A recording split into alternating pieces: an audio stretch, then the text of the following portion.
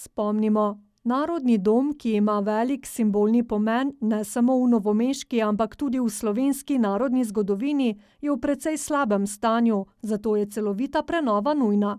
Projekt, ki zajema obnovo okoli 1600 kvadratnih metrov površin, so lani v začetku leta predstavili širši javnosti. Zajema predvsem ohranitev oziroma ponovno prezentacijo te substance, historične stavbe, njenega glavnega dela, dvorane in v bistvu nadgraditev za boljše funkcioniranje javne funkcije za današnjo rabo in za dostopnost v bistvu vseh ljudi.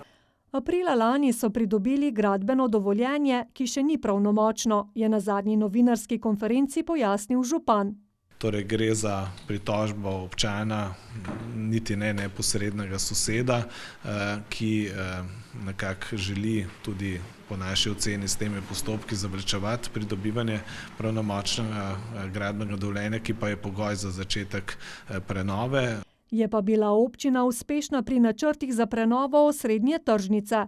Po več kot 8 letih sodnih postopkov so namreč dobili pravnomočno gradbeno dovoljenje za vsebinsko in prostorsko prenovo tržnice.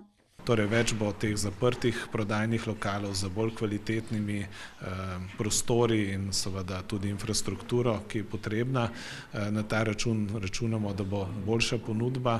Ostal bo pa v delu tudi odprt del tržnice, ki bo seveda kot do sedaj tudi namenjen občasnim prodajalcem.